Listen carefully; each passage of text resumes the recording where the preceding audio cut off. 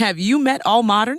All Modern brings you the best of modern furniture, and they deliver it for free in days. You heard that right, days. That way, you get your sofa ASAP and can sit comfortably while figuring out your other modern must-haves.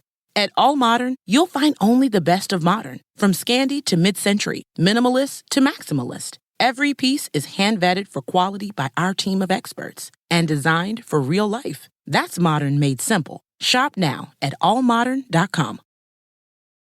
Ah, the sizzle of McDonald's sausage. It's enough to make you crave your favorite breakfasts. Enough to head over to McDonald's. Enough to make you really wish this commercial were scratch and sniff. And if you're a sausage person, now get 2 satisfyingly savory sausage McGriddles, sausage biscuits, or sausage burritos for just $3.33. Or mix and match. Price and participation may vary. Cannot be combined with any other offer or combo meal. Single item at regular price. Ba-da-ba-ba-ba. Still just has not helped me figuring out how to not use OneDrive. I told you to disconnect it. Yeah, I don't know how to. I am not your secretary. And now, Cheese Wits. Hello? Hello. Ooh. Let me see now. Go ahead. Talk to me now. Now can you hear me? What's not working, Jess? What's not working? Try now. Don't now. Can you hear me? You're there. You're there. And Tony's here too. Fantastic. Okay? Tony, Wally. Wally, Tony. Tony, hey. All right, man. I'm good. I'm good. So, Tony, I told you that we also usually have a guy named Chris with us on the show, but as soon as I said, "Hey, we have a guest," he said, "I'm going to be on a boat." So, probably it's not because of you. I probably should have told you. He and I have a long feud. It's been going on for several years. I was really going to try to come on here and end the beef, but you wanted to mend it? He's not ready. He's just not ready.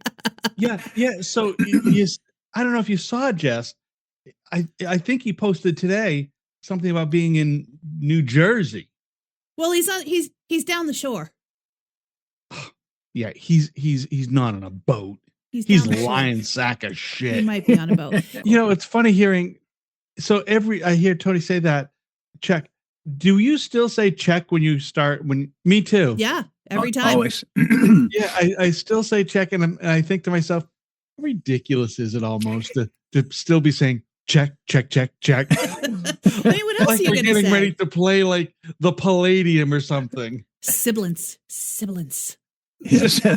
Syphilis. So Tony, where are you? I'm in Nashville. You're in Nashville too? Yeah, I live in East Nashville. So, nice. Tony is part of a duo, Tony and Chris.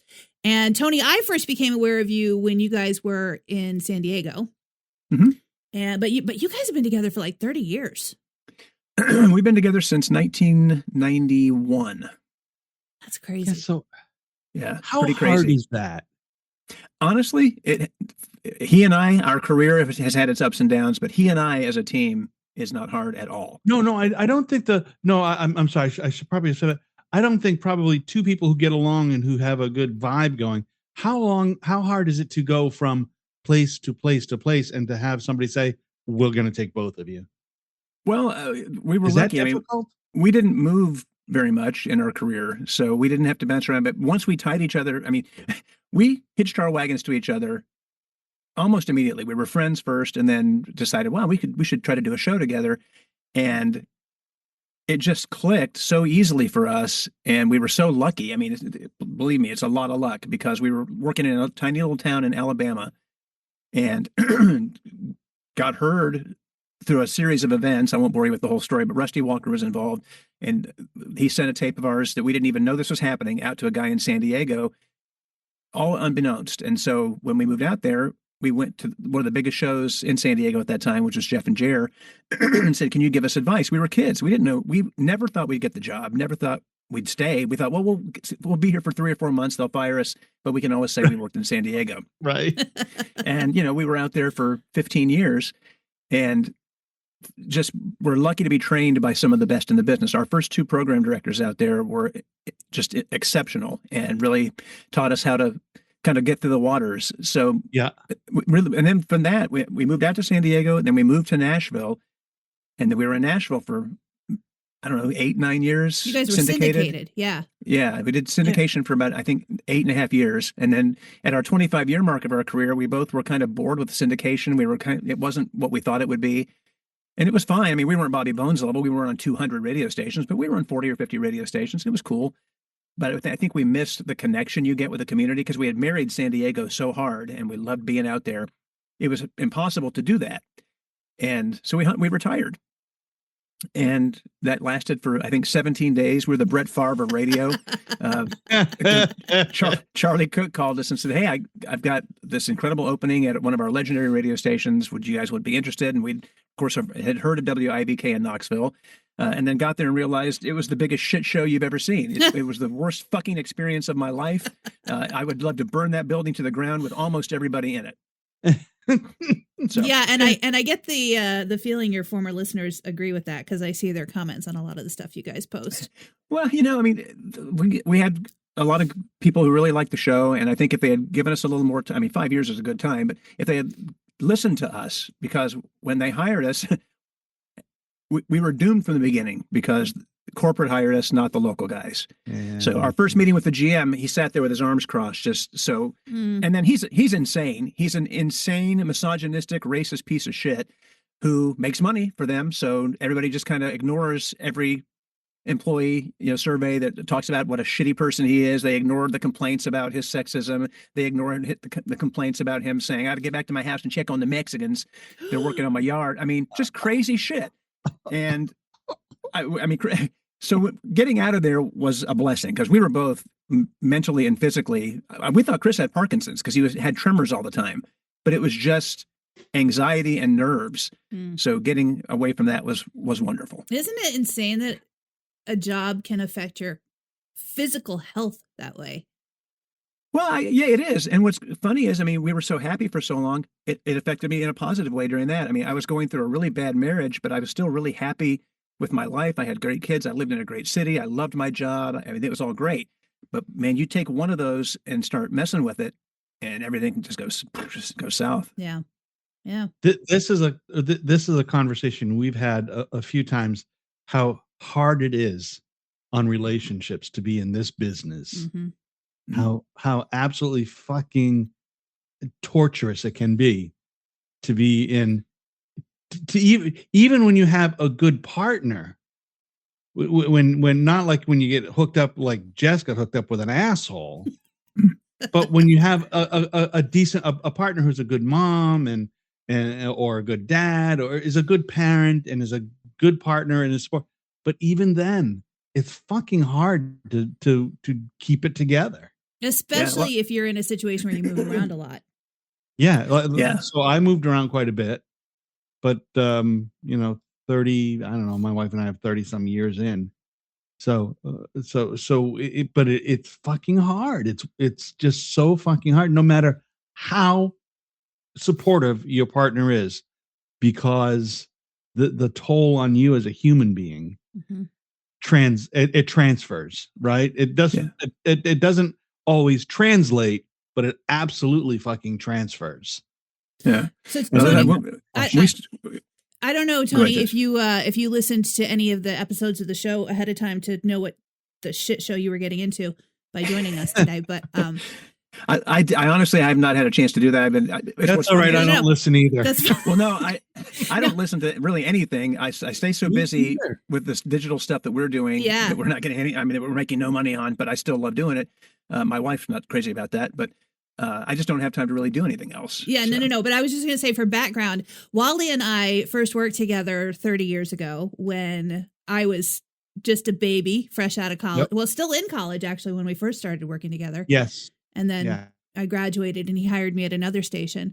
And then Chris, who's normally with us, he and I worked together in Maryland 12 or so years ago. So Jess was his boss. I was his boss. I'm still his boss. I mean, let's be honest, that never goes away. We don't work together anymore, but I'm still the boss. I also hear another common theme that Tony has brought up, that having so I think Chris's experience with Jess was good. I think Jess's experience with me was good. And your experience with your first couple of PDs, the Sacramento, San Diego PDs was good. And there is an important part of it is being in a gig where somebody fucking knows what's going on.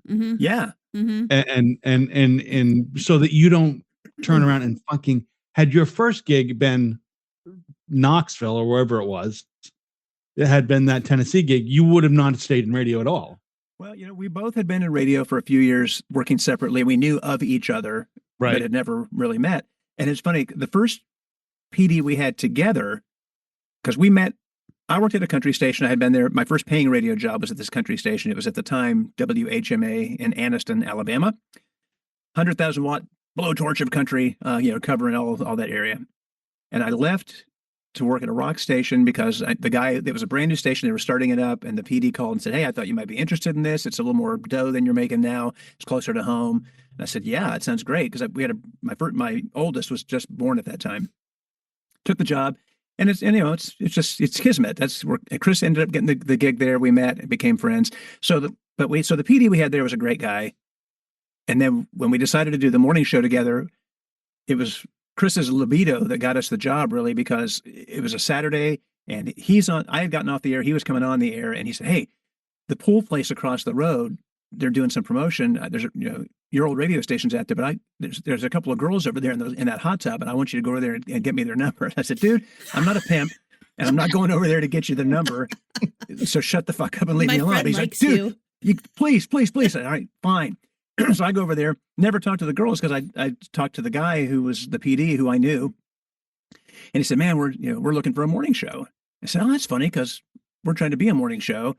Long story short, we get that job. So that was our first PD as a team. Now, he was a sweet guy, and we still talk to him occasionally. Just the nicest guy. Didn't know what the fuck he was doing.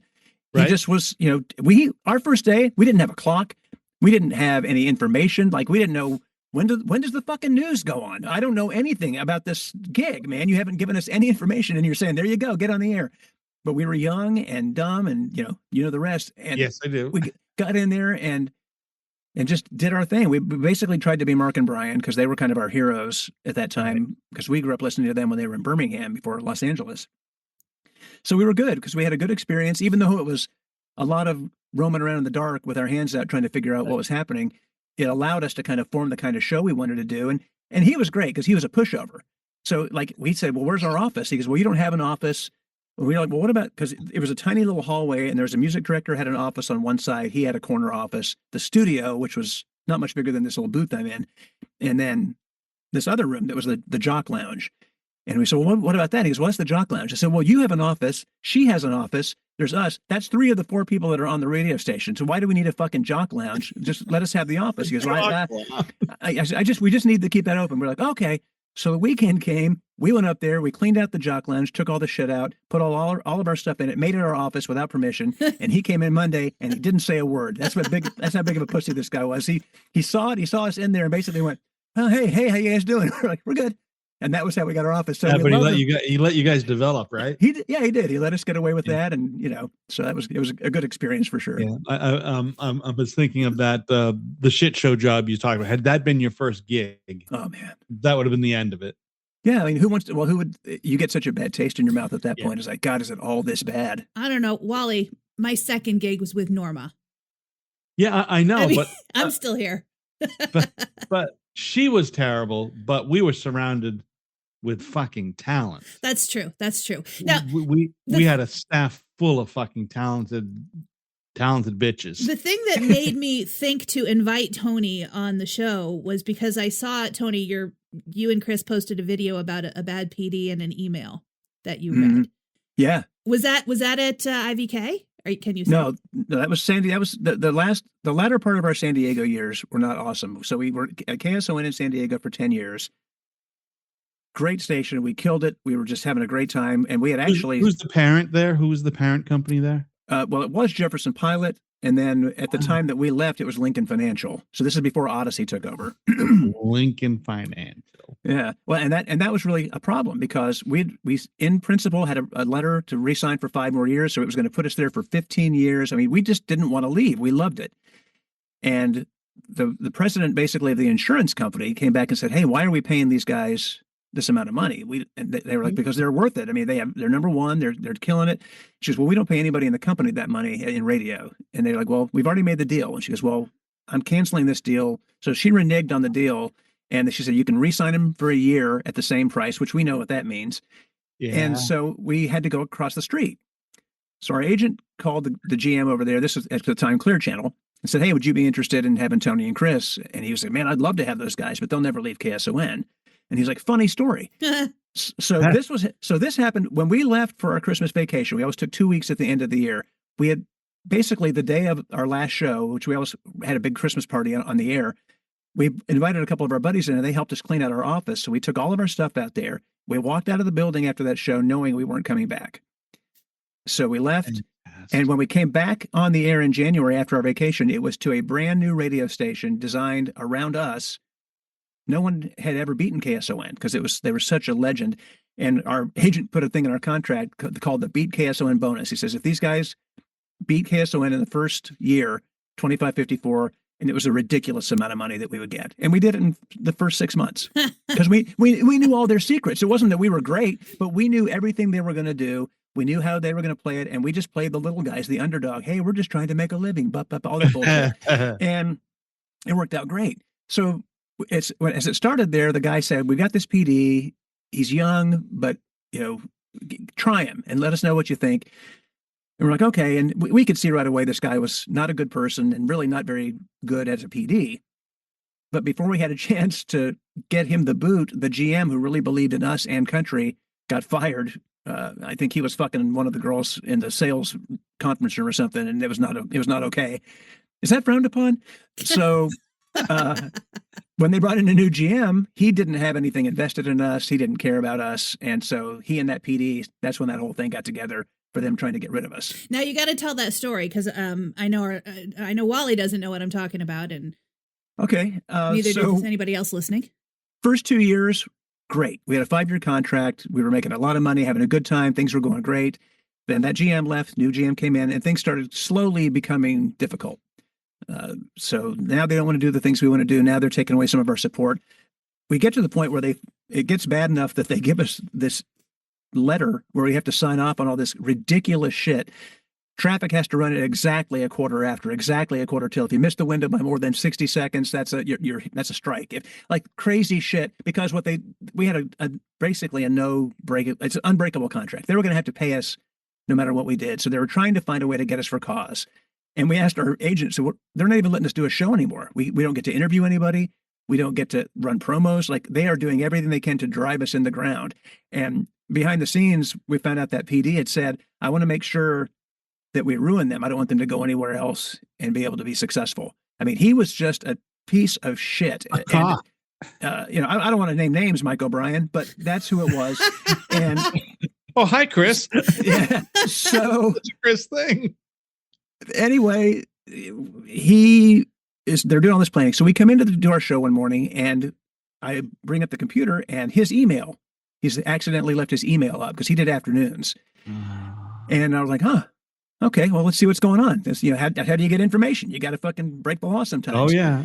So we saw our name in a subject line, and we opened up the email, and it was this big, long plan of how they were going to fuck us over.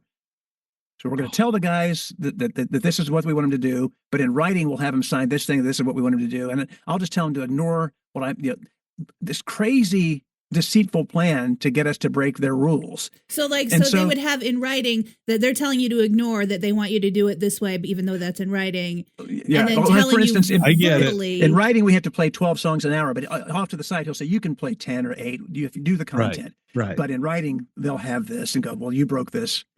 So we basically, we printed out the email, and then we went through piece by piece. Okay, here's all the things they're going to try to get us for. And we immediately headed off at the pass. We sent an email to him and the GM saying, "Hey, we were thinking, guys, we should probably start playing more music," because just without saying we read the email, every point in the email we were covering proactively. Yeah, sure. And he knew immediately, because within like 30 minutes, an engineer mysteriously popped up in our studio just to check the computer. Because Mike realized, oh shit, I left my email up. I guarantee they saw that email. So outstanding. Skipping to the end, we asked our agent what to do. He said, if they're not letting you do a show, play video games, do whatever you need to do, and wait it out. Just go by their stupid rules. And they ended up having to pay us 2 years of our contract, and we got to sit back and make money to do nothing. So, wow. But he was a really two PDs that I would run over with my car and not have any guilt. He's one of them. Mm-hmm. And the other guys at IDK. So. Totally vibe to the only way to sometimes get information. When I was working in Virginia, there was a thought that they were selling our station that we were working at, that I was working at. And the only way we could find out, we didn't have computers. We were still using paper logs and stuff. So this is an absolute true story. We had drop ceilings. I climbed up into the ceiling, climbed through the rafters, dropped down into the office manager's office, went through her trash. Nice. We got her. So they had the fancy typewriter that kept the tape on a spool, and you could only hit it once.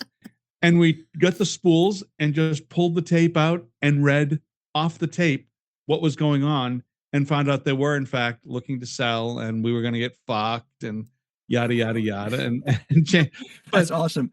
I'm picturing Animal House when they're in the dumpster going through all the mimeographs trying to find the right test. But it is the nature. It was the nature of that particular gig. I've worked a couple of fucking horrible gigs. I know Jess has worked a couple of horrible gigs, and always the saving grace. Always the saving grace is the people you work with, who work behind the microphone, who work with a microphone in their face. Mm-hmm. Yeah. Those are usually the best people in the building that you work with, unless they're out to fucking stab you. But there aren't a lot of those folks. But sometimes, at least in my experience, there wasn't. Even when they're trying to stab you, sometimes there's somebody too dumb that accidentally helps you along the way. Because when I was working for Satan in Texas, I don't think that was his legal name, but that's but it could have been. That's his name in my head. Now, in fairness, I absolutely deserved to be fired from this station. I've told the story before.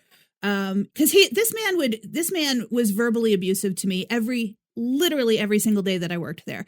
And one day while I was on the air, I was running the board for a remote, and he came in and made this huge deal because the door was propped open to the studio, and he had a rule that it had to be closed. And when I said, "Oh, sorry, it was like that when I got here," he stormed out, and then he stormed back in, and he just started screaming at me and calling me stupid. And I finally went, "Hey!" And he kind of stood back, and I went, "You don't get to fucking call me stupid ever again. Do you understand?" And then while this man stood there, like, could not believe I spoke to him that way, I put my headphones on, and I turned the mic on and potted it up and stood there with my arms crossed. So while I don't regret saying that, I absolutely deserved to be fired from that station. So we'll say that up front.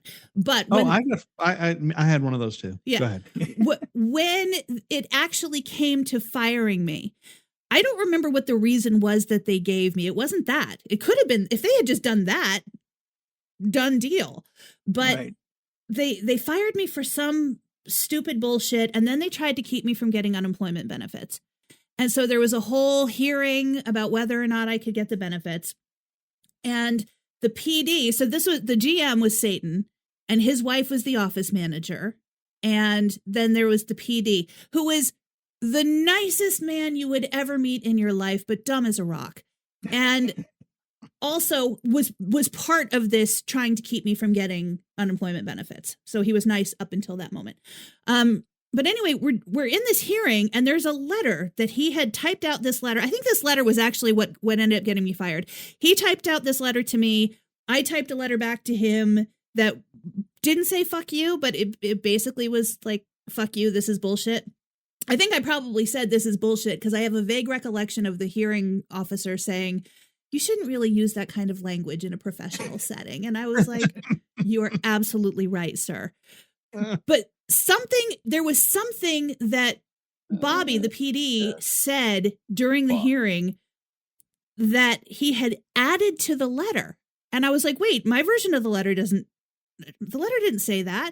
And he said, no, I said it after, and then I added it in before we sent the letter in to the hearing officer. And the hearing officer went, wait, you modified this letter before sending it to me? And Bobby was like, well, yeah. Bobby. So I got my unemployment benefits.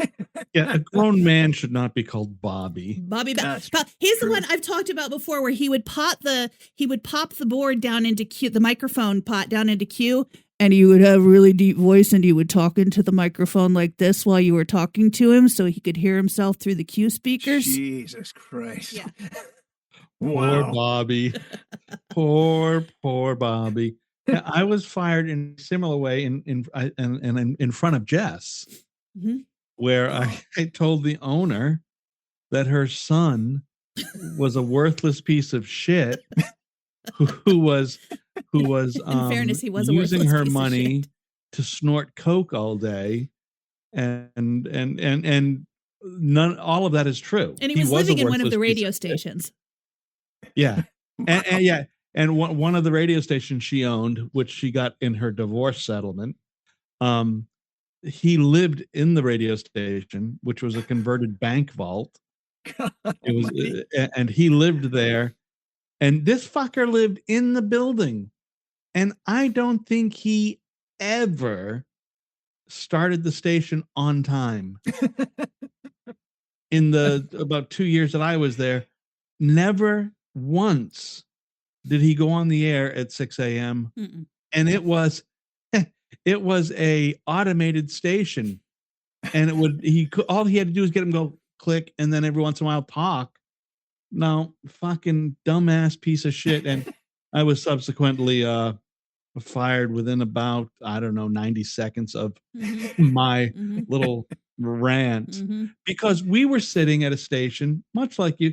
We were sitting at it was a dead last station, a dead last radio station in the market. It was a 50,000 watt flamethrower in central New York. And when I say dead last, I mean dead last behind the AM stations, the 1,000 watt stations. They were running some sort of reel to reel country or something. And I went in and said, hey, let's change the format to this, to CHR, because the CHR had gone off the air, and I'll do this. And so I designed it from top to bottom, logo to music to everything, all of it. And then I hired great people, fired everybody except the one overnight girl, and everybody else let him go. And then hired a bunch of young, I kept the midday girl stayed, Diane stayed. And then hired some fucking really, who I thought were going to be super talented young people. Jess was one of them. And Jess became my partner, and hired another girl out of northern New York who became the music director, and then went on to a good career. And then we had another rookie kid who was a part-timer at another station who became the night guy. And we went from 0 to number one in our primary in a book. Wow. Went from 0 to 1 to top 5 in every fucking demo in the book. And everybody came calling. They wanted to buy it. The people wanted to buy this fucking station because it went from on the verge of bankruptcy to huge. She ended up selling it for like $12 million or something to, I think, Clear Channel, Jess, or something. I don't know who. I don't Saga. think Clear Channel It's a bought safe it bet. first. Clear Channel bought it eventually, but I think like Susquehanna or somebody like that bought it first. Yeah, she sold it for a huge amount of money. But there was a guy who came in and he was talking about wanting to buy it, and he wanted us to make these fucking ridiculous changes. He wanted us to talk when we went on the air, talk to the beat of the music like a 70s top 40. And he wanted us to make these fucking changes. He was going to Wasn't he really the reason you got fired? Because you said no to that? Yeah, I said no to that as well. And that's what made an argument. I said, are you fucking crazy? We're not going to change what we're doing. We've gone from 0 to... The only reason why anyone is knocking on your door to buy it is for this. You couldn't pay the electric bill when I got here. And now you're making fucking money. And then they brought in this guy to replace Wally, Was it Cooker? Or something like that. I should have been fired from that radio station too. Honestly, I wasn't, but I should have been, because, and I was what, 20 years old, 19, 20 years old. Yeah. I was a little tiny baby. Kuchenbacher. Something like that. Yeah. Sam was his name. And so they changed it from Wally and Jess in the morning to Sam and Jess in the morning. I'm pissed off. I am pissed off because Wally has been fired. And they bring this guy in he's got no personality, but he thinks he has personality. Ah, the best kind. Yeah. And I don't remember very much other than I refused to speak more than absolutely necessary on the show. Which was a change. Huh? Which was a change. Clearly. But there was a Madonna song that came out. Did you have a song called You'll See? Something. Let's say that's what it was. 30 years ago, maybe. Yeah. It was not a big hit. But I remember him trying to coach me to do this break over the ramp of this song. And he said, and then I'll say this, and I'll say, you'll see. And then you'll say, no, you'll see. And I'll say, no, you'll see. Oh, Jesus. And because he was my boss, but I did it like this. No, you'll see. No, you'll see. So, God. My relationship was always sort of, I was more often than not the butt of, or the Jess was able, I left myself open for Jess to attack me. So my role was to be the straight guy for the most part. And it still is that sort of place where I say ridiculous things and then I get attacked, but it works, right? So anybody who's in a team, you got to know what your role is, right? So you play your role, and it's not necessarily who you are, but it is your character. And Jess's character was it wasn't even Jess's character. Jess was strong, female, opinionated, always late. But sharp. In my defense, only late because I needed to be there at 5 a.m. Right. Yes. Sharp, biting wit. So you let that go, right? You don't fucking step on that. Yeah, for sure. You let it go. It's the backbone of what you're doing. Well, it's the classic formula, the Dick Dork Deer thing. Everybody has the role, because on our show, I was generally, I ran the board. I was kind of I drove the show. Chris was always, there still is, funny as hell, makes me laugh. He's got great one-liners, very quick. And then we had a kind of a rotating group of women on the show over the years, and we found some really good ones. And then they either went on to bigger things, or when we left San Diego, we kind of left her behind because she didn't want to move, but she was great.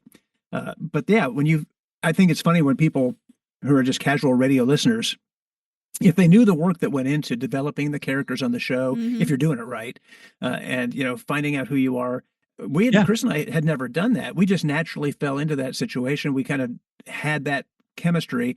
So the first time we worked with a consultant and sat down and did the homework of finding out who we were and what we were going to be and what the plot of the show was going to be, all that stuff. It's like, man, there's so much more to this than we thought. But if you're good at it, the best shows make it look and sound natural and easy.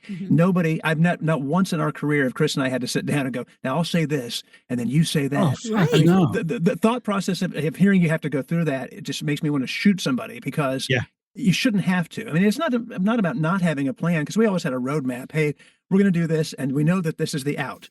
So let's have some fun getting there. And he and I would do what we do. I can't imagine being stuck with somebody who you have no chemistry with, who's in that situation. Yeah. That's challenging. Even without you're going to say this and I'm going to say this, I find a lot of times, even if you're doing something ridiculous, something that's like, it's something that's bullshit. If there's a good partnership there, the two people know to follow each other down the path. Yeah. What the path is. So, absolutely. So when Chris and I worked together and I would say something ridiculous, he would have no idea where I was going with it, because a lot of times I would do it because I wanted to get his natural reaction to it, but he would follow me down that path. He would ask a question, or, do whatever it takes to allow me to take the next step. So as Jess says that, and I can see Tony too, the thing about that is there has to be such a fucking trust between the two people involved in that relationship. Mm-hmm. And it's not an easy develop. Yeah. It is really, I mean, we can say it sounds easy. Oh, we fell into it naturally. But fucking, when Jess and I started working together, we knew each other not a whole lot. I mean, we had worked at the same radio station, but we'd worked at the same radio station, but I was the PD. Jess was doing some Stringer News, I think, at the time, and some. I had come on before you left. I had come on full time, doing news in the morning, and then also middays. You're right, because I think Sharon had left or whatever had happened, mm-hmm. But we didn't have. We weren't bosom buddies. Mm-hmm. But when we got together, it fell together. And then it was just about trust. It was just trust each other and trust. You got to trust, like you have to trust that your partner is not going to fucking lead you down a horrible dark hallway. Mm-hmm. And that they've at least got an idea. If they're the ones starting the thought process, they've got an idea of an out. Mm-hmm. And if they're trying to get that natural out of you, you got to say, okay, I'm in. In for a penny, in for a pound. Now that you bring that up, I just remembered this thing that happened with the guy who was on Afternoons with me before Chris. I had moved him. His name was Dave. I had moved him out of the morning show because I've talked about this before. Our morning show was two old guys who didn't have any way of relating to the target audience. And I use this example all the time. The day that I'm driving to work and I hear one of them go, "Now, how do you get on Twitter, Dave? Is it on your phone or?" And I was like, "Oh my God!" So I brought in it was Wally basically. I brought in a woman to be on the morning show with the one guy, and then I moved Dave into Afternoons with me. And it was one of our first shows on the air together, and a listener called in and said, "Has anybody told Dave that he's going to be bossed around?" And or he's, it wasn't clear on the air that I was the boss of, that I was the PD. It was just I am obviously an opinionated person, and I'm aggressively helpful. And and so this listener calls in. He says, "Has anybody told Dave that he's going to be bossed around all the time?" And I said, "I'm not going to boss Dave around all the time. Right, Dave? Right, Dave? Say yes, dear. Say yes, dear. Say yes, dear." And he went, "No, I'm not going to say yes, dear." And which I thought was a funny out anyway. And I, hit the out. Yeah. And I shut off the mic and he goes, "Don't you ever tell me what to say on the air. You might be my boss." And I was like, whoa, dude. He didn't get it. Yeah, I'm joking, dude. That was funny. Yeah. So that's just a guy without a sense of humor, right? Yeah. No, he was. That's the guy who can't find the funny, even if you fucking hit him in the head with the funny. Yeah, no, he couldn't. Well, there's a lot of those. Yeah.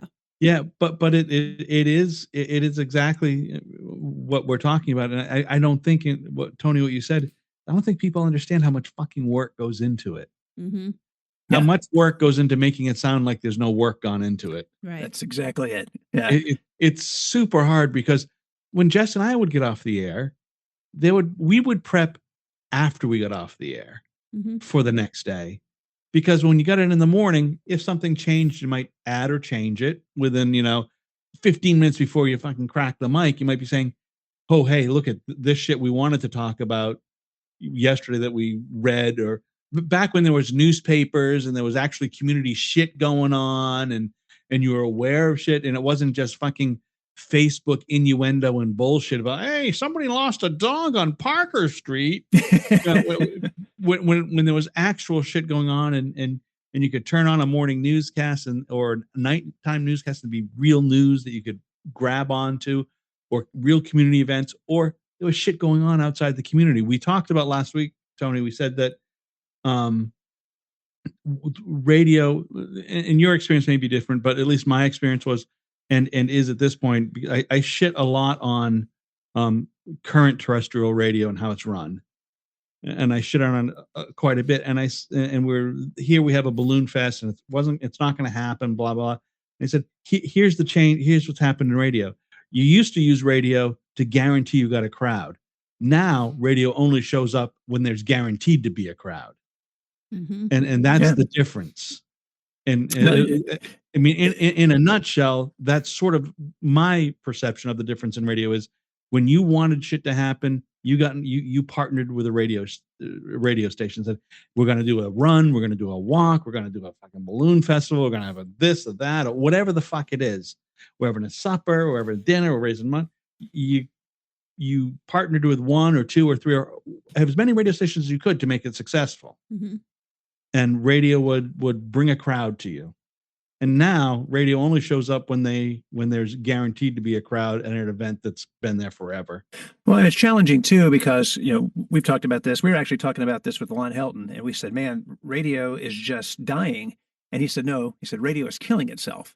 Because it's not a better example. Yeah, it's a much better example. He said it's because they're unwilling to change. They're unwilling to do what needs to be done to get that younger audience. Because I don't believe there will ever be a time when the young audience will come back to radio. Why in the world would they? No. I don't listen to radio, and I'm not young. I don't either. Because it's just not worth listening to. I have all my music I want on my phone. I have all those things there, and you're right in that. There just isn't the heat that used to be with radio. It's not cool anymore. I know I'm not going to hear about anything first on the radio because it's all going to be on my phone first. And we really tried to explain that to the guys in Knoxville because they were so old school. We're like, guys, get your head out of your ass. They're like, well, we need to do, more weather. But we need to do the drive at 5. If anybody wants to know what the fucking weather is, they'll either look out a window or they'll look on their phone. They're not waiting for the fucking weather to come on the radio. What do you think? They're 90 gathered around a radio? Those days are gone, man. And the traffic guy, he was terrible. And we're like, people don't give a shit what he has to say because they have Waze or Google Maps. Or they're not getting that information unless they're of a certain age. And that's fine. You can appeal to them if you want to. But who's your target audience? But they're going to be out of your target in a matter of a couple of years. I'm out of the target. I'm 55 now. They don't give a shit what I think, and that's fine. No. Right. But the problem is I'm cooler than most of them in their 30s because they don't know what the fuck they're doing, but I still keep up with what's happening now. I can do all these things. I wanted to make sure I was still relevant so I could keep making money doing something. And to do that, you got to really pay attention. And so many radio guys just don't. Yeah. No, that's true. So as I've drifted away from radio, certainly 3 years ago when I was still doing a morning show, I was way more aware of life, local, regionally, the world, than I am now. Well, you had to be. Yeah, you had to be. It's part of the gig. I've drifted away from it because I don't have any dogs in that fight anymore. But if I did, I'd be fucking hyper aware of all the shit going on around me. And I would be, so one of the, not even a joke, one of the truths about me is I don't know how to fucking use, or I don't use Twitter. And Jess hammers me for it. And she should, because that's my role, right? I have moved away from that shit. So when I did get Alexa to do some shit, it was fucking amazing. Right? I asked him which one of his grandkids taught him how to do that. Right. That's awesome. I got her to swear and I got her to record a few things. But I don't use any of those platforms. So my naivety, my naiveness. Naivete. There you go. Naivete.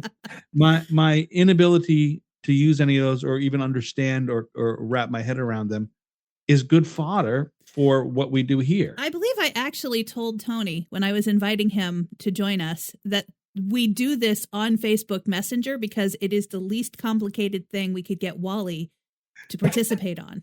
You are absolutely correct. Well, that's it. When she told me that, I was like, really? Facebook Messenger? I was thinking, God, Riverside is so good, and Zoom and all these other things. But yeah, but this works. I mean, this gets the job done. It works, and it sounds great. So yeah, it does. And I got to tell you something about the Facebook Messenger. So my daughter is up north right now. She goes up to the reservation. Her boyfriend is a Native American, and he lives on the reservation. I say reservation. He lives on the 10,000 acres up north of here.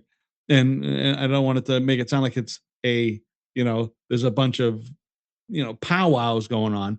It's the land granted reservations to Native are also Americans. modern. Yes, absolutely. Yeah, but if Chris was here right now, he'd be doing a woo woo woo thing and something, and mocking. And I can't. There's no service there. Facebook Messenger, though, I can talk to her face to face perfectly, absolutely perfectly. When she gets the shot on her cell phone, I can't fucking talk to her at all. Yeah. So Facebook Messenger is pretty fucking amazing. It works great. We used it. We would do interviews like overseas, and we were having people on from England and stuff, and they sounded like they were in the studio. It sounded great. Yeah, we used it for we would use it. The last station I was at, we used it for our sports broadcasts of football and basketball and baseball because it was fucking easy. Yeah. Now, Tony, you and Chris are doing your show now on YouTube, right? Yeah, we do. We were doing longer form content, and then we kind of got away from that for a while anyway, because we found that the short form content we were doing just worked better. Like we were pretty. I think we got to around 4,000 subscribers on YouTube, and then everything just kind of slowed down, and we were only getting maybe a few hundred views. And so I was like, look, okay. And so I really dove when we left radio. I kind of, because he can't and won't, because he's just not very smart. He would say that too. I'm not saying anything to him I wouldn't say to his face. He's very smart about a lot of things, but if you are going to ask him to learn something new where he has to figure it out, forget about it. He's just not going to. It's terrible. So I know that even though I'm a little older than him, but God bless being Gen X, because we've got the ability of millennials to do these things, but we bitch about it like boomers. Yep. So we have that really good mix. It's like, I can do this. I don't fucking want to, but I can. I'm just a couple of years behind you, Tony, so I am right there with you. Because we came up we started with the don't have the technology, and then the technology came in when we were just young enough to be able to learn it and keep up with it. Yeah. I got my Commodore 64 when I was a kid. I was like, oh, this is actually the height of we had a technology. Commodore VIC-20. Ah, nice.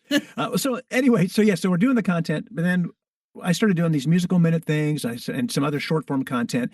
And I found how easy it is to grow on YouTube. It's very difficult to grow on YouTube, but then once you do one thing that hits, it's automatic. Like I had one of those things go viral. It got over 1 million views. And we went from 4,000 followers to 10,000 followers in about a month. Was that one of your like music history videos? Okay. Yeah. It was the one about Sheriff, the one hit wonder, but it was an interesting story about Sheriff. What is that? Dream about what was that song? When I'm With You. When I'm With You, yes. Yeah. But so they released it in 83, didn't go anywhere. The band broke up because they couldn't get anything going. But then some radio guy started playing it again in 1988. And then another station picked up it. Long story short, it went to number 1. It's huge, but the band doesn't exist anymore. And so they were like going back to each other going, you guys want to get back together? And everybody was like, no, because they had formed 2 different bands already. So it was just a great story. But anyway, it went viral, and we went, to now we're at, I think we're at 13,000 subscribers. And people always ask, oh, are you making a lot of money off YouTube? And I can't help but laugh when I hear that. It is possible to do. And we are just now to the point with enough subscribers to actually start looking at brand partnerships and things like that. But as far as what you make from YouTube, and I don't mind saying it, I think when that went viral that month, I think was our biggest month. And I think we made $500. I mean, I don't mean to brag, but last month on Facebook, I earned $8. So we made $22. Yeah. Look at you. So it's been pretty crazy. So here, I think that maybe your radio bones helps you here, because we all know that the average listener of anything has an attention span a little longer than a gnat. And it sounds like when you started to shorten up your content is when the content became more, I don't know, palatable maybe, it certainly got seen more. It got into the algorithm more. You could get from the front and the back of it quicker, and a viewer didn't have to sit through 30 minutes to get it. I think if you at least for me, if I see a video and it says 3.5 minutes, I'm like, no, I don't have that kind of time. Like, it has to be about something I genuinely love Right. or I've gone looking for. But I'm Mhm. not You've going gone to looking stop. for. Yeah. I'm not randomly going to stop on a 5-minute video. But it's Right. funny you talk about the attention span. I mean, on YouTube, they're a little longer. On my Instagram page, I usually it definitely goes over a minute, but it's still under 2 minutes. Yeah. But I have to shorten them for YouTube. It has to be exactly 60. So it's 60 seconds. And I'll get people who bitch because I'm old school radio. I like to Casey Kasem it. I give you some clues throughout, and then I reveal about 30 or 40 seconds in the song or the album or the artist that I'm talking about. And I'll get people that are like, I don't have time for this. I'm sorry that your attention span is so fucking short. You can't sit through 30 seconds of Right. material. I don't know what to tell you. I can't help your little brain. And then one person's like, well, I can't believe you didn't play a clip. I said, you're on fucking YouTube, man. Go listen to it. And I love being able to tell people this now because we had to kiss ass all those years in radio. You can't Right. tell them what you want to say because they're your bread and butter. But now if somebody tries to troll me, I just come back and go, why don't you shut the fuck up? And I can say it and it feels so good. You know what's interesting? I do work for a company still, and it's a tech company. Live One is really, it's a tech company, but what they program is a music service. Mhm. And my boss, I said something about, I shot back at somebody who said this and this and this, and he said, well, you wouldn't be you if you didn't. And I was like, that sounds like he approves. Yeah. I'm doing I'm this taking all that the as tacit time approval now. for sure. Yeah, I think. Oh, I lost my. Hey, I do this often. I lose my train of thought because I'm about 10 years ahead of you. So Yeah. in about 10 years from now, you'll be going like, "What was I going to say?" I already do that. Yeah. and that's where I'm in that place. But I was thinking about, oh shit, I wish I could remember now. 60 seconds, yada yada yada yada yada yada. Yeah, I can't remember. It's gone. Yeah, Well, it is fucking. It has escaped me. I will get up from here when we're done. I'll get up and I will, in my head, say, "Okay, I'm going to do this when I get out into the living room." When I get out in the living room, I fucking will have no idea.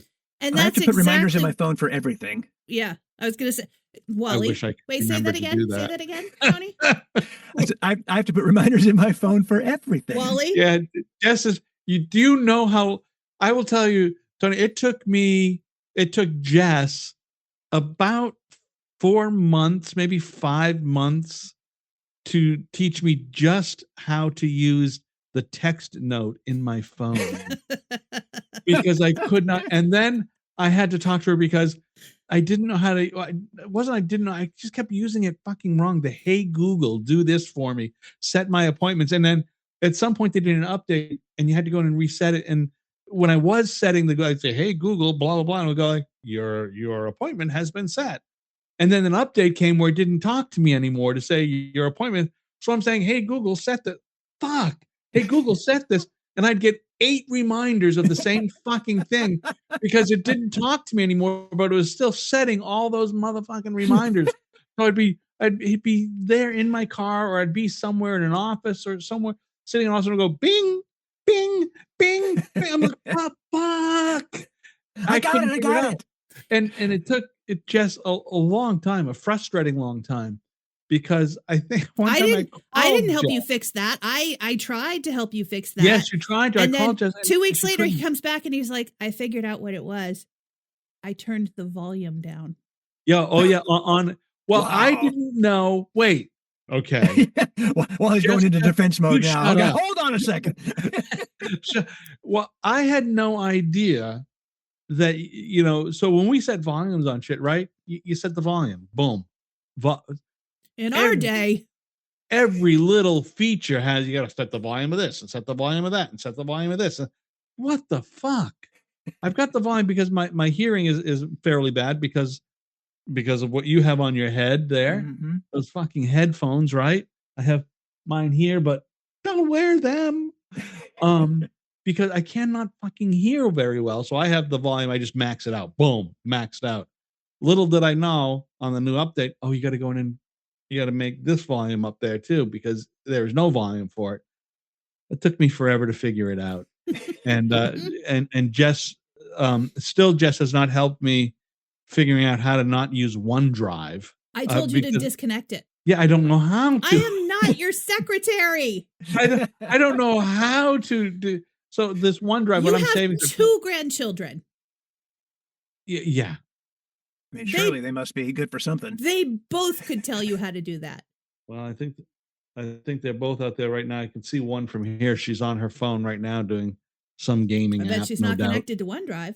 But I hate that fucking one. I hate OneDrive because when I save something from Word or Excel, it'll save it to OneDrive, and then I'll go to email it to somebody, and I'm looking for it in the folder where I think I've saved it. No, it's on OneDrive, and I gotta go fucking searching for it. I'm like, this fucking thing is just no good for me. Although I don't use WordPerfect anymore, just so y'all know. Yeah, I'm a Mac guy, so that's all.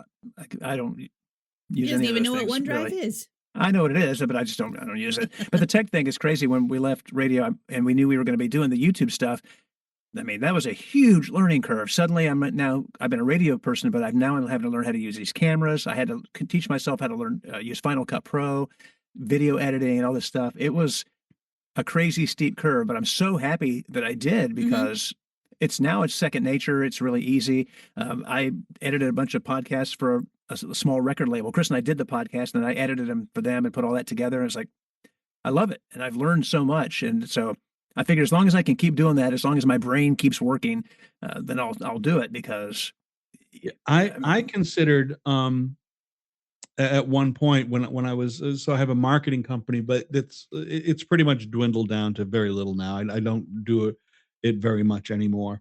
But I considered going back to school to learn about Facebook marketing, and because that's where it's all going, right?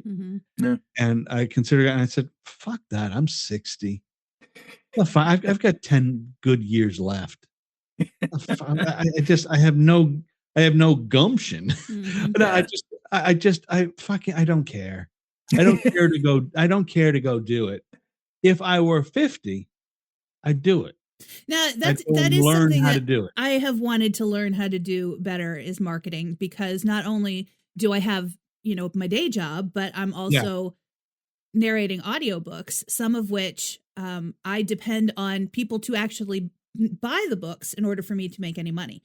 So some of them, the authors pay me just out front to do the work, and then I don't make any money on sales. Some of them I actually split the royalties, and those, of course, are the ones that have sold like 30. So I'm right. I don't mean to brag, but I made almost as much from audiobooks as I made on Facebook last month. So marketing on social media is something that I've wanted to learn as well, but who has the time when you're doing all of these things? I'm in that same boat, Jess. Because I've been dipping my toe in the voiceover world, and I got a coach, and she's great, and she's worked with me on a lot of things. Because just getting away from that radio side of it is the biggest challenge. But she said, you have to sales and marketing. I said, I hate that. I'm terrible at it. I don't like doing that. And she said, well, you're going to have to figure it out because it's a big part of, if you're not going to do pay for play, then that's a big part of getting out there. But I tried the pay for play. It's terrible.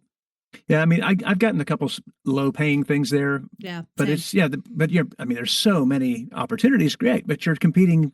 By the time I even get the message that something's available, 100 people have already responded to the job. I'm like, Jesus Christ! I'm willing to keep doing it because I believe I can do this. But it does get to the point where you're like, man, if I could find a niche somewhere where I didn't have to be a part of that. Right. Yeah, so when you open up, I remember the last program I used Benstown. Are you familiar with Benstown? Sure. Yeah. So I was using Benstown for some of my on-air stuff for sounders and sweepers and voices. And then you look at their catalog of voices they have, and you go like, "The fuck?" But everybody who's ever done fucking voice work, I can't compete with these people. These are established motherfuckers who have 20, 30 years of major New York, LA, blah, blah, blah, blah, blah, voice work, national TV, national commercials, national radio. Like, what the fuck? Because it's changed. The business has changed so much that you really, even though, so me coming from an old naive place, I'm thinking, you can't compete with, you fucking can compete with them. Because it's not about the big boom voice. And it's about, no, not anymore. Do you have the regular everyday guy voice? the every girl voice. There- That's what it's about. There was one day I was watching TV and I all of a sudden realized that the voice I was hearing on a commercial kind of sounded like my friend that at the time she still worked where I work now. It didn't sound like her regular speaking voice, but just something about the way the words were delivered. I went, that kind of sounds like Red. And I texted her and I said, did you voice this car commercial? And she was like, shh, yeah. Wow. And I was like, what do you mean, shh? Tell me how I do this? And she said she paid some guy like $2,000 or $3,000 to make her a demo. And I was like, okay, what's on this demo that deserves, like, why can't I put together the demo? What's on it that makes it cost $2,000 or $3,000? His name. And she never was specific. It's only been in the last year that I found out that you don't necessarily use actual, spots that you've done, actual work that you've done, that you create scripts that go with your voice and your style and your delivery and whatever. Yeah. It's only been in the last year that I found that out. Well, and the beauty of it too, because I was talking to the lady I worked with and she was, asked about my background and stuff. She said, well, do you know how to use Adobe? I said, I've used Adobe and Vox Pro for 30 years. Mm-hmm. Said, so I can, she goes, great. She goes, so you're way ahead of the game. You won't even probably have to hire somebody to do your demo. I can coach you. We'll, pick out the stuff you want because there's great sites that just have scripts. And then she sent me some scripts and she goes, we can work on this together and then you can produce it. Mm-hmm. And then she goes, I'll listen to it and give you tweaks or whatever. Said, but that's the main thing people pay for is the studio and the time that somebody, because if they don't have that skill set, but we have that skill set. So that makes it a lot easier. I've been a copywriter in the past. Like, I was like, what am I going to pay somebody $2,000 for? As soon as I found out that's what you're supposed to do, I was like, okay, let me write me some scripts. It's so different though, right? So I thought that too. Like I see some years ago and I said, I'll apply for this copywriting job. It's so different than radio copywriting. Mm-hmm. It is definitely a different skill set when you're doing a lot of this copywriting stuff, the new sort of world of copywriting and voiceover work. And it's just something that I just don't want to put any time into it. No, I did it at radio. It was one of my, one of your extra duties. Right. I can write a 30-second or a 60-second radio commercial. Yeah. Nobody wants them. Nobody needs them for the most part. And I can voice it and I can throw music under it and sound effects, but it's an old, out of date skill set. And if I want to go forward like you guys are with voiceover, I've got to learn or adapt to that skill set. All you got to do, Wally, is say, if you need high quality X, go to your home for the best X there is. Right. Yeah. For all your X needs. And the other thing is, and Jess, I remember you talking about this a couple of times too. It's, for me at least, I would have a hard time listening to somebody tell me, particularly someone who was a lot younger than I am, with a lot less experience, telling me, this is how you do voice work. Fucking doing voice work since I'm fucking like 16. I mean, if they're gonna tell me this is how you get hired to do voice work. Yeah, it's a lot different. I mean, I didn't know I didn't know what to expect. I looked at well, sure, but I mean, I was a theater major too, so I'm used to being given all that feedback. I'm used to, hey, try this instead, do this, and you do what you have to do. Yeah. And so I have an online friend. I've never met her in real life, but she is a successful voiceover she does stuff for she's done stuff for Ghirardelli Chocolate and real stuff. Right. And she's an incredible person, really sweet. So I just reached out to her. I said, hey, I'm thinking about doing this. How do I start? What would you recommend? And she goes, well, first off, I think you'll be great. She said, which is nice to hear, even if it's not true. For sure. And so she said, and she sent me this crazy, she really put thought into it. I mean, she sent me a list of 4 coaches that she thought would be great and explained a little bit about each of them. Here's why this person might be good for you. And she said, if you have any questions, she was so kind. And then another person, I had met him. He came to work at a station in that station in Alabama. He worked there after I did. And he's had a very successful voiceover career. And he reached out of the blue and said, hey, what you're going to find is the voiceover community in general is so different from radio because, well, you mentioned this earlier, but the backstabbing and you might not even be able to trust your own partner to not be trying to fuck you over. Mm-hmm. You said that these people are helpful and they want everybody to succeed, and they'll give you, free advice. It's incredible. And I have experienced that just in the little bit I've already been doing this. The people are so good and kind. And so, I kind of rolled the dice on the girl I decided to work with, and she's great. So here's what I think about what you just said. I think that early on in radio, no. I think early on in radio is exactly how you've described voiceover work, because there was fucking jobs for everybody in radio. Mm-hmm. Because stations didn't have two people, right? They had a programming staff of 20 people for a station. You had 5, 6, 7 full-timers, 6 or 7 part-timers, and then a few interns. So a single AM/FM combo had at least 20 programming people. True. And now they have 1 or 2. So and the voiceover field is fucking everybody. It's like radio used to be. So everybody's helping each other. Yeah, I don't feel like you're out to get my job, because there's all kinds of jobs out there. Yeah, tons. Yeah. Mm-hmm. So I'll give you some advice. I'll give you some help. Sure, fucking here's how I did it. I also think the other part of that is what Jess's friend said. I think that it is about, again, who you know. It helps. So good coaches and good voiceover are associated with good voiceover people who know people who hire or direct people in the right directions. And it's hard to find good radio people now. So what the fuck is a 22-year-old who's going into radio going to tell you now? Who are they going to tell you to talk to? Who are they going to tell you where to send your tape? Nobody, because there's no place to send it. There is, yeah, exactly. Well, I mean, that's it. Young people, that's part of it too. Even if they wanted to get into radio still, which most don't, they wouldn't get the chance. Oh, fuck no. Nobody's hiring a kid. I mean, when I got my first job, I was still in college. Nobody would hire me today. My first paid gig, I was freshman in college, but I started working before then when I was in high school. I started working at 14 pulling records, as an intern. And then, but I didn't get my first paid gig until I was 19. And in college and working at the radio station across the street. I started as a news intern at the first station that Wally and I worked at, and they paid me. Wally was not. You weren't the PD when I first came on. Because it was Joey. Because Joey was still there. Joey hired me. I remember Joey sitting me down and saying, "We can't pay you enough to quit college and come be our news director, but we'll give you, if you want to be an intern, we'll make sure you get college credit, and we'll pay you $5 for every story that you write." One of my first jobs as the PD of that radio station was to fire the guy that hired Jess. That was my first mandate, was to let him go. But that doesn't exist anymore.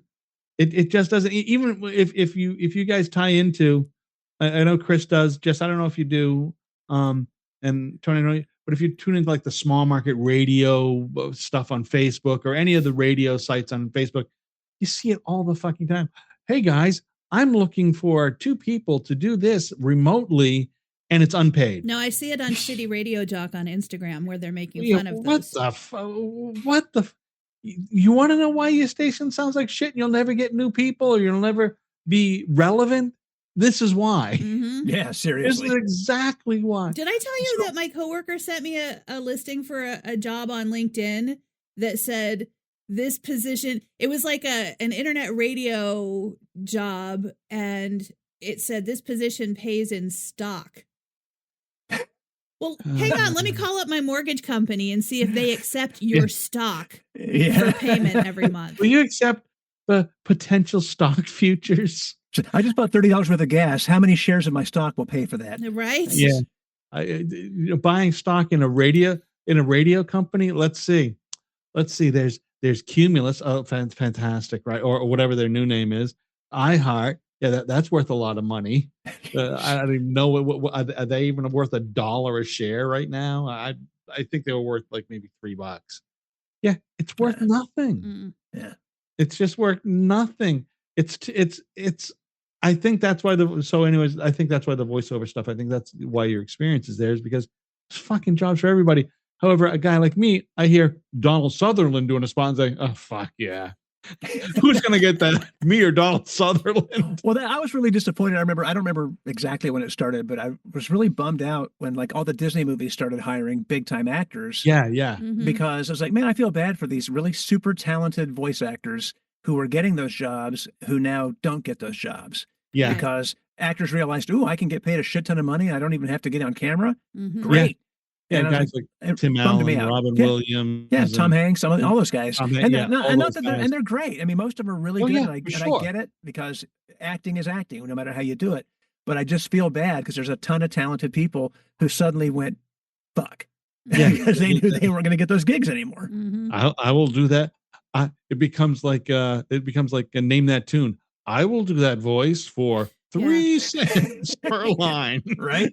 It's kind of the same in the audiobook world too. You know, I love listening to audiobooks where, you know, the guy from Law and Order SVU is the voice of this book, and it's perfect, and he does such a great job. And at the same time, I'm not him. How do I get a book like that? I can't because Yeah. I'm not famous enough for Stephen I like- King to call me up and be like, "Would you please voice my book?" Oh yeah. Oh, that Wouldn't that be the dream? That'd be a hell of a dream for you. Yeah, It for sure sure. would. I've been listening to. I've been a Stephen King fan since I was like 12 years old, and I got to Same. meet him when I was working with Wally in Rome. I went to this. He had a book release thing. He was going to do a reading at Cornell, and I got a press pass and went to the press thing right before it. And I walked up to him after the press event, and I had my hand out to shake his hand, and I opened my mouth to say something. I don't even know what I thought I was going to say, but every single thing I've ever wanted to say to Stephen King tried to come out of my head at the same time. And so I just stood there with my mouth open until he went, "What?" What's your fucking problem? Maybe, right? Are you crazy? So maybe if I remind him of that, he'll let me voice an audiobook. I don't know. But Yeah. Sure, who knows? but he gets like famous people to voice his stuff. There's actors that are voicing his stuff. So I'm sure they're lined up to do it. I mean, my God, Yeah. who wouldn't want to do that? yeah, exactly. To be able to bring that shit to life? So we see. I'm in Maine, so you see Stephen King on TV from time to time. He Well, couldn't voice his own stuff. He'll voice like the author's notes and stuff. And he has voiced a couple of his like short stories, but he recognizes which ones are going to work for his voice and which ones are not. But because they're his creation, his voice works on them just fine. I've been listening to I like Audible too. I like books on. I like David Sedaris a lot. Oh, I love David Sedaris. That motherfucker, when he reads his stuff, God, it's remarkable. So fucking good. He is so fucking good. Right now I'm listening to Bill Maher's new book. Mhm. And it's fucking outstanding. But David Sedaris, he is kick ass as a reader. I think the first book of his I read was Me Talk Pretty One Day. Yeah. And that was my first experience with him. And I was like, holy shit. Yeah, I mean, it it's just blew so- me away. And I don't do audiobooks. I just started using a Kindle like 4 years ago. My daughter finally said, because I was always like, I just got to hold the book. I want to turn the pages. I used to be like that too. And then the Kindle, and I was like, and then when my eyes started to go, I was like, shit, this Kindle's amazing. I can make the print bigger. This is fantastic. I can read at night without holding the flashlight. Holy shit, my life is different. Yeah. But audiobooks, I haven't gotten on board with yet. Here's I where tried, but, audiobooks work for me, because my glasses are the progressive kind. And so Okay. if I'm sitting up like this and I have a book in front of me and I can look into the bottom part of my glasses, and that's the reading part. I'm so fucking old. And but if I'm not often comfortable reading sitting up. And so if I lay down, it changes the angle that I want to look at the page. Right. And then I can't get a comfortable angle to look at it. And then you get crick in neck. then you get a crick in your neck. And so I started listening to audiobooks because it was just easier than trying to figure out the right angle to read. So Well, I these read are at home. readers. I read at home, and I read on the couch or in the bathroom. But when I'm in the car, I listen Mm-hmm. because I can't read in the car. But Oh, I drive a yes, you lot. can. I see people do it on the national roads all the time. Oh Yeah. yeah, I see it as well.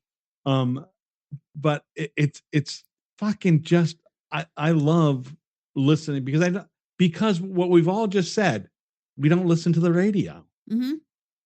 And I just can't find anything there are some things that I can find on Sirius. I will listen to Stern, and I will listen to Conan, and I will listen to I'm forgetting I'm losing his name, but another comedian that I like listening to. I mean, good stuff. But I really like, and I think I've gone through 7 um Sedaris books. I think there's only one left. Wow. I think there's only one left, but so I'm trying to take a break because then I'll go back and re-listen.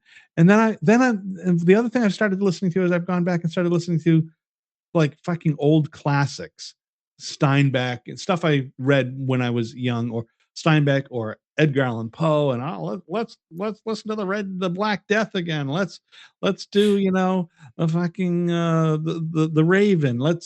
So now I've gone back to revisit the classics to refresh my old ass memory. I tell you what, I find some great books to listen to by searching for other books that have been Yes. read by a narrator whose voice I like or whose delivery I like. So I can't even tell you the name of the book I'm listening to right now, but I can tell you that the narrator is Julia Whalen, and she does such a great job. And I found this book because of I can tell you the book is called Bluff.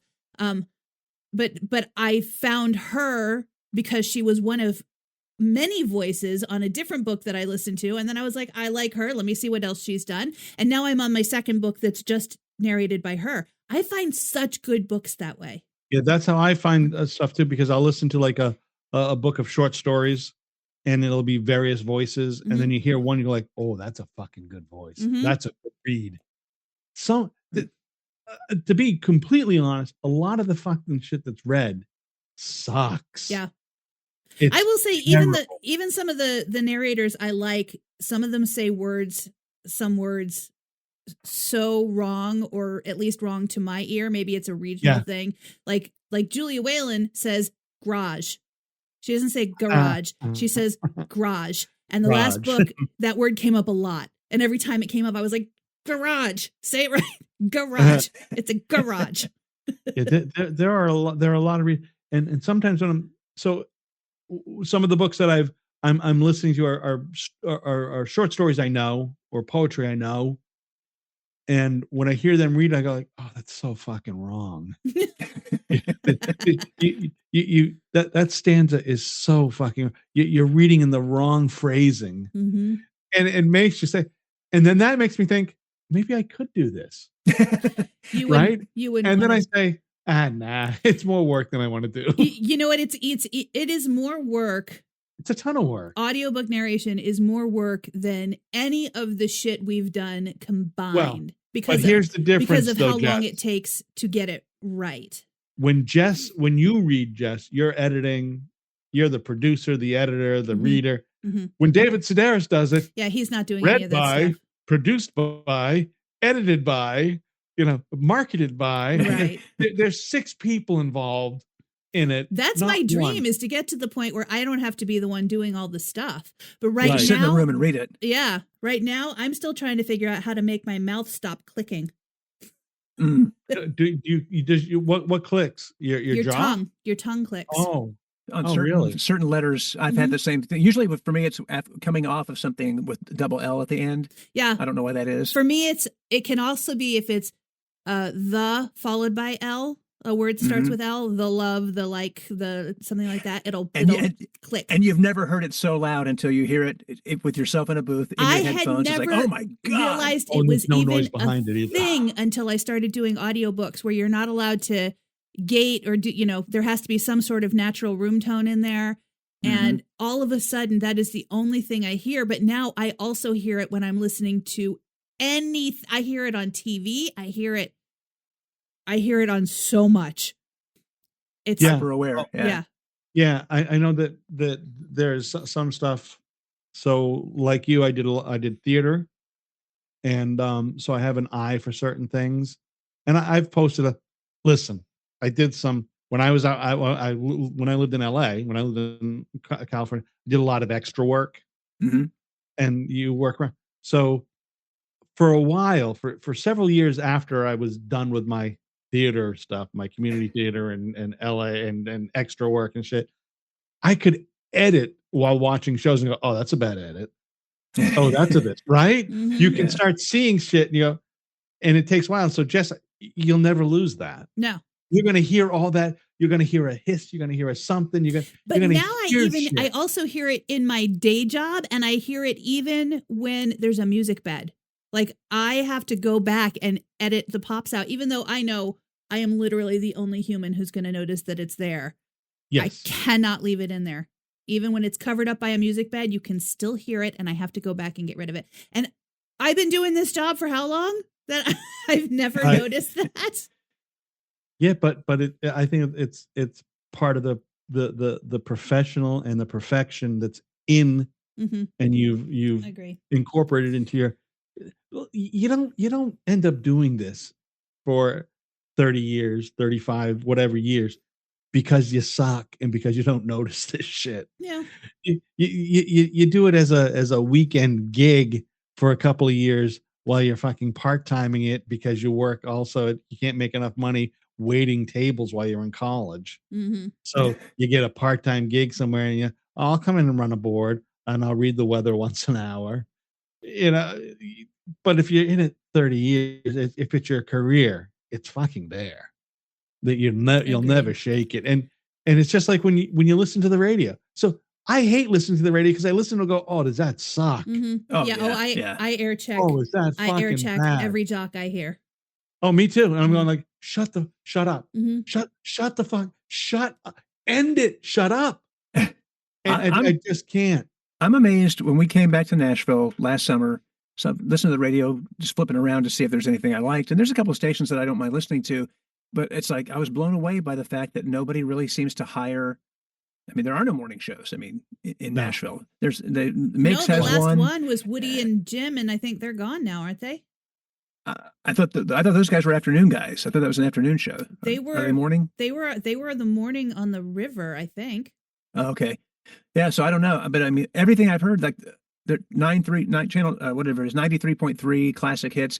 It's just some old dude, and they're reading out of all the prep. Oh, here's an interesting fact about. I'm like, God damn, nobody cares, man. Nobody cares. Talk about something that you care about prep so many times about that bullshit prep sheets. And it's shit. Brutal. And the dude during the middays, every time I hear him come on, it's not a cool fact about the song, or it's not about something. It's always some bullshit survey or some. I'm like, put down the morning show prep services, whatever the big one is that everybody gets. Stop it, because it's garbage. I will say Amy Page, who was at the Big 98 for years. I think she's at KDF now. She's David Friedman's wife, right? Yep. Yeah. She is really good. If I listened to the radio, I would listen to her because she's always very conversational and very relatable, and she's a mom, and she has that way of relating to the target audience, and there you go. And she also figures out ways of wording things so that she's conversational. It's not just about her. It's like you're talking to a friend. Like she's really good. I've always to her. She's doing it like how you're supposed to do it. Exactly. My favorite. So your best prep is your life, right? That's the best prep. Yeah. That's it. Your personal life, laying it out there. Not maybe every little fucking detail. You might not want to make a web page of the shithead you were married to or something like that. I don't know. Some people might, but I'm not sure.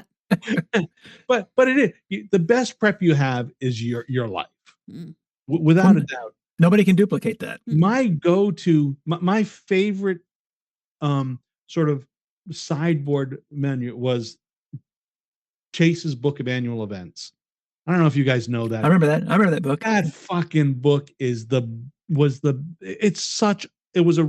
least for me, it was a radio programmer's best friend, only because, it's barbecue week coming up. oh, let's fucking build around this. Let's call Heinz because it was shit you had to plan way ahead, but you could use it for bullshit stuff. But that's a starting point. That's not Yes, hey, did you know it's National it. Hamburger Day? What's your favorite hamburger? It's right. Oh, never. But it was a place to get your head working somewhere, because you knew the local news station was going to do something about, oh, hey, it's Bill, and I'm out here at the park today, and can you believe that they still use charcoal briquettes?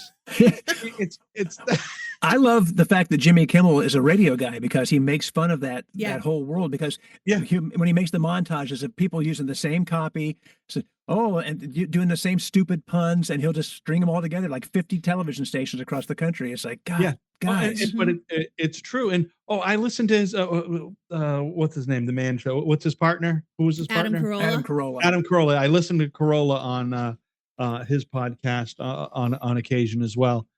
Fucking radio guys are so good at this shit. Like they really are so good, because they understand content and they understand how to get it and how to find it. It's not invented content. It's not. They're using every day. I read. They say these things. They use these words. I read this weekend.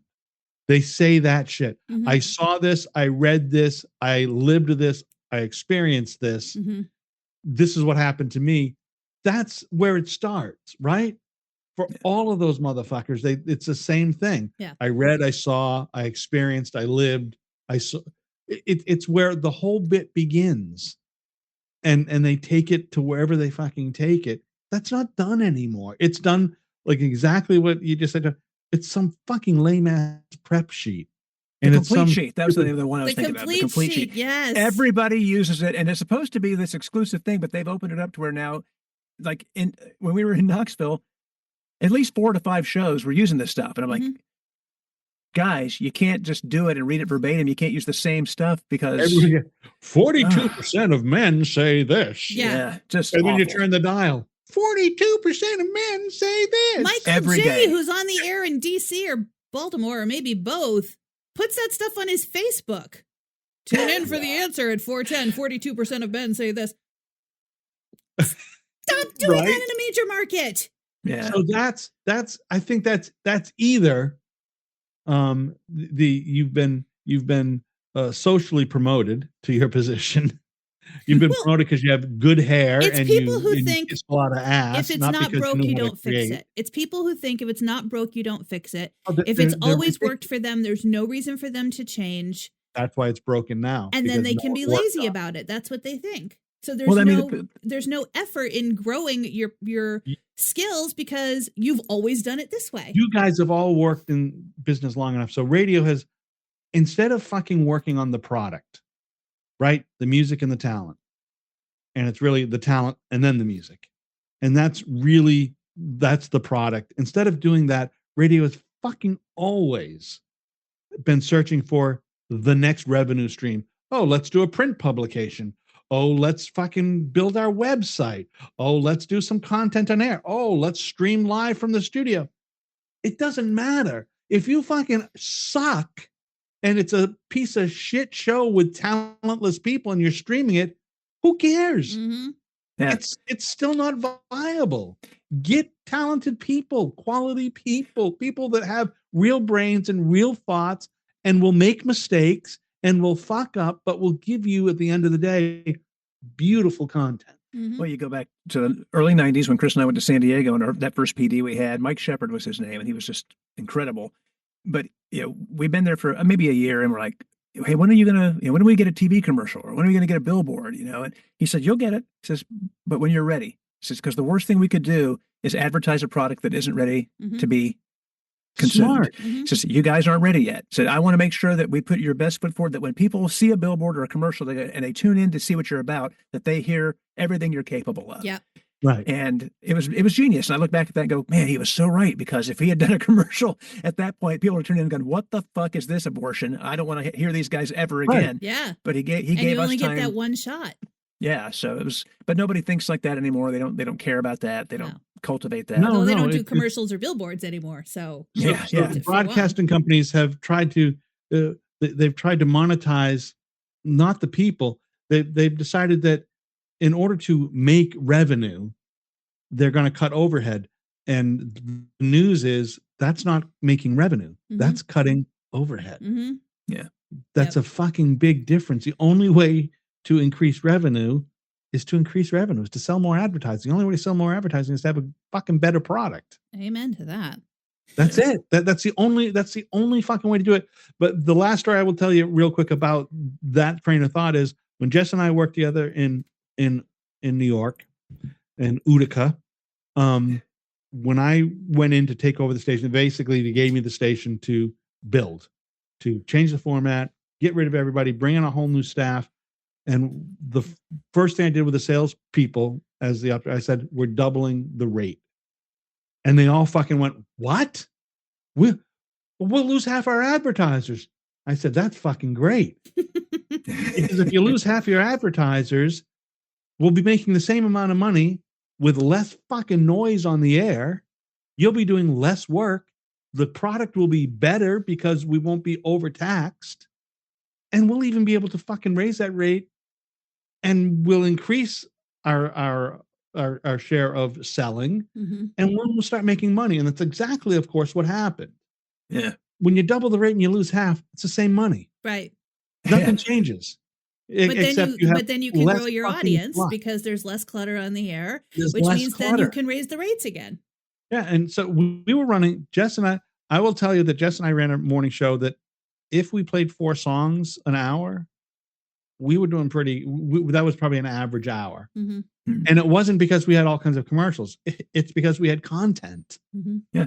Because we had shit going on. Because we were calling the other morning shows in town, winning their contests. And we did. We used to call their other shows, win their contest, and then give away their shit on our air. And they would say, what's your favorite radio station? And we, of course, would shout the name of our radio station. Right. I will see that story and I will raise you this one. Go. It's one of my favorite stories, and it's a fun twist at the end. So Chris and I are doing mornings, and we used to get in really early because we found we got our best work done when there's nobody else in the building, because nobody's sticking their head in to say, hey, can I have 5 minutes? So we'd get there at like 4 a.m. and play foosball and talk about what we did last night, and just, did most of our work at that point. So like a hot AC across town, their morning show went live at, I think, 5:30, and we didn't go until 6. So for that half hour, we liked the music. It was 80s music. We had it on there. And they started doing it like a trivia question every morning around 5:40. And so we're in the office playing foosball, and we look at each other like, okay. So we wait for the question, and the great, even in a city the size of San Diego, they're not getting a ton of calls at 5:40. So we would very easily get through. So one day, Chris finally gets through, and they were doing some question based around proms, and they're like, what's the number one activity that teens are going to do at the prom this year? And Chris gives a fake answer to this phone screener, and then when we realize it's live, he gets on the air with them, and they said, what's the number one activity? And his exact words were, is it ass fucking?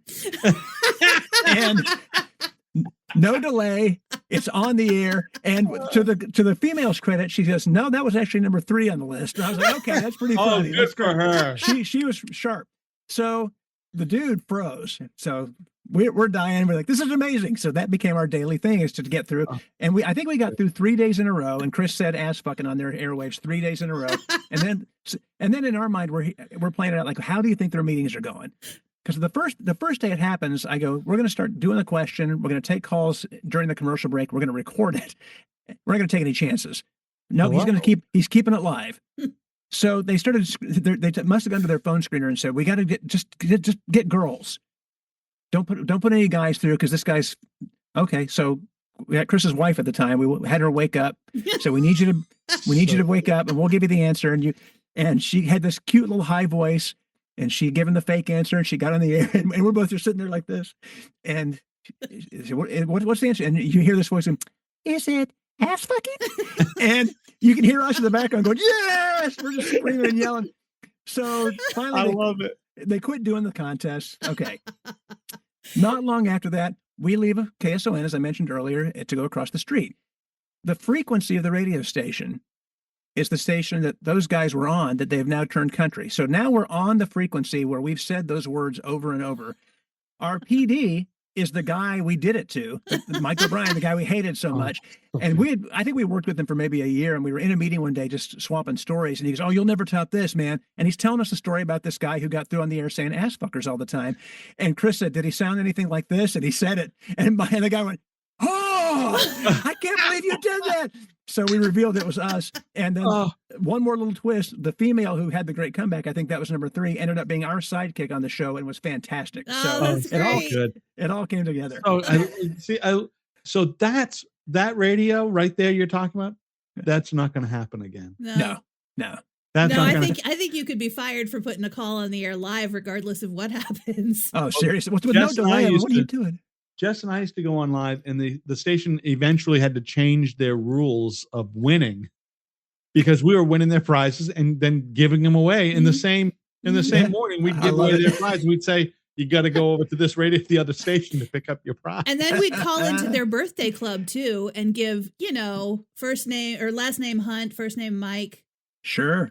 And they fell for it every time.